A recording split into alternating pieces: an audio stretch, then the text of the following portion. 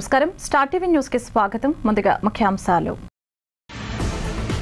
సావల్యపురం మండలంలో పర్యటించిన పల్నాడు జిల్లా కలెక్టర్. తహసీల్దార్ కార్యాలయం తనిఖీ.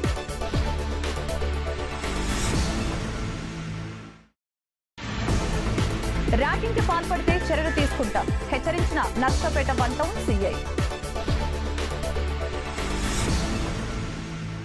గురువారం ఉదయం పల్నాడు జిల్లా కలెక్టర్ శ్రీ పి అరుణబాబు సావల్యపురం మండలంలో పర్యటించి తహసీల్దార్ కార్యాలయం, ఎంపీడీఓ కార్యాలయం, స్థానిక ప్రాథమిక ఆరోగ్య కేంద్రాన్ని తనిఖీ చేశారు.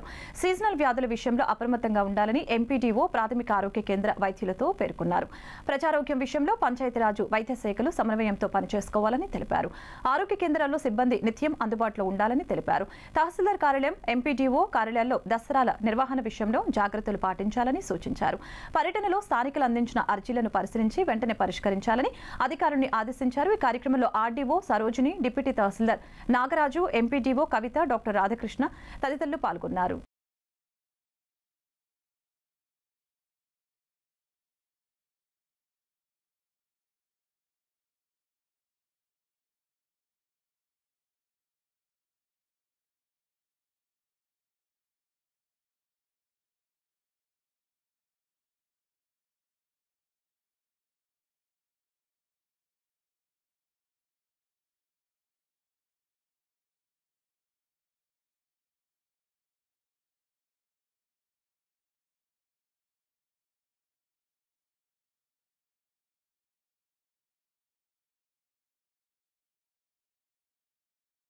సోషల్ మీడియాలో ప్రచారం అవుతున్న నర్సరావుపేట 1 టౌన్ పరిధిలోకి వచ్చే ఎస్ఎస్ఎన్ కాలేజీలో జరిగిన ఘటన. ఈ ఫిబ్రవరి నెలలో సి సర్టిఫికేషన్ ఉన్న సీనియర్ ఎన్సీసీ విద్యార్థులు బి సర్టిఫికేట్ ఎన్సీసీ విద్యార్థుల్ని ప్రాక్టీస్ పేరిట రాత్రి సమయంలో కొట్టడం జరిగింది.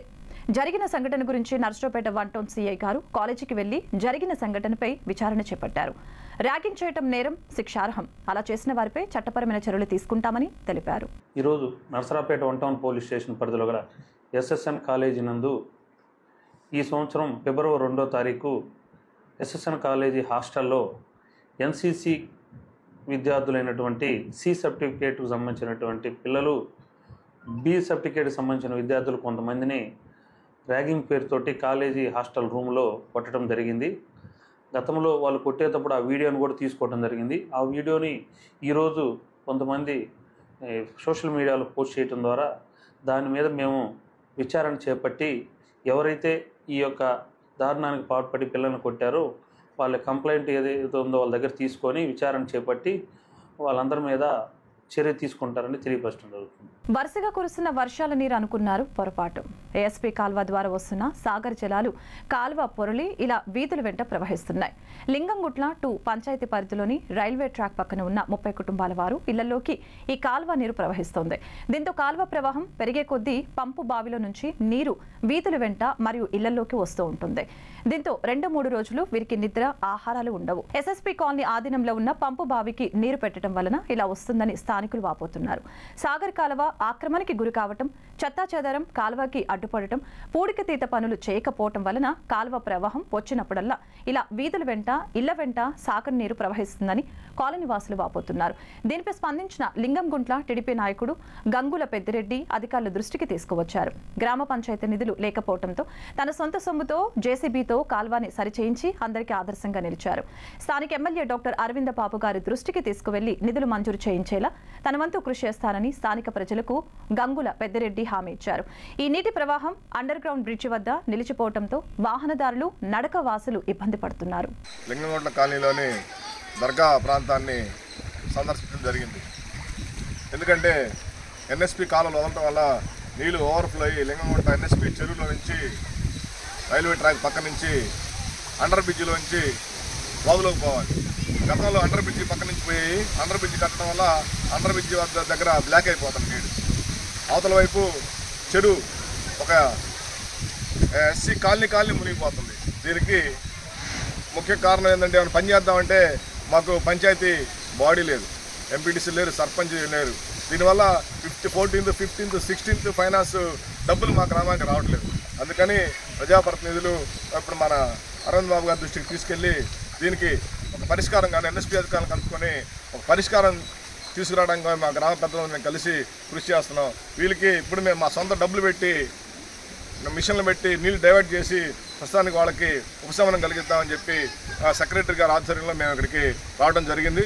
సెక్రటరీ గారు కూడా చూశారు. దీన్ని మా స్పెషల్ ఆఫీసర్ ఎంఆర్ఓ గారి దృష్టికి తీసుకెళ్లి ఇమీడియట్గా వీళ్ళందరికీ రిలీఫ్ కలిగించాలని చెప్పి మేము కోరుతున్నాం. మా సెక్రటరీ గారి దృష్టికి తీసుకెళ్ళాం. వారు స్పెషల్ ఆఫీసర్ దృష్టికి తీసుకెళ్లి ఈ సమస్యకి ఇమీడియట్గా రెమెడీ కనుక్కొని వారికి పరిష్కరిస్తామని చెప్పి కోరుకుంటున్నాం. ఈరోజు లింగంగుట్ల 1 సచివాలయంలో ఆధార్ క్యాంపుని ప్రారంభిస్తున్న తెలుగుదేశం పార్టీ అధ్యక్షులు యాదాల మహానందరెడ్డి గారు, మండాది ప్రభుదాసు, పంచాయతీ కార్యదర్శి కేవి శివప్రసాద్, వి శ్రీరాములు, దమ్ము శ్రీను, సచివాలయ సిబ్బంది, డిఏలు బ్రహ్మయ్య, సుబ్బయ్య, భాష మరియు కోటేశ్వరి తదితరులు పాల్గొన్నారు.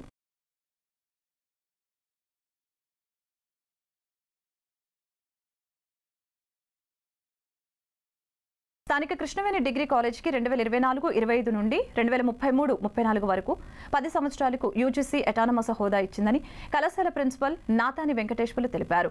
నాణ్యమైన విద్య ప్రమాణాలతో బోధించడం, క్యాంపస్ ప్లేస్మెంట్లో అత్యాధునిక సంఖ్యలో ఉద్యోగ అవకాశాలు కల్పించడం, క్రీడల్లో ప్రతిభావంతులుగా రాణించడం వల్లనే తమ కళాశాలకు అత్యున్నత గుర్తింపు లభించిందని పేర్కొన్నారు. అటానమస్ హోదా వలన స్వయంగా విద్యార్థుల సమగ్ర అభివృద్ధికి అవసరమైన విధంగా పాఠశాలలు పొందుపరచడం, పరిశ్రమలకు అనుగుణంగా నైపుణ్య శిక్షణలు, కోర్సులు నిర్వహించడం, సర్టిఫికేట్ కోర్సులు నిర్వహించుకునే అవకాశం కలిగిందని తెలిపారు.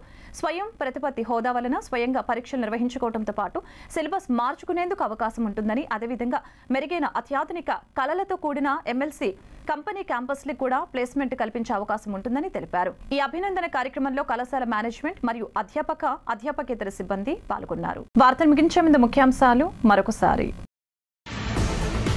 సావల్యపురం మండలంలో పర్యటించిన పల్నాడు జిల్లా కలెక్టర్, తహసీల్దార్ కార్యాలయం తనిఖీ.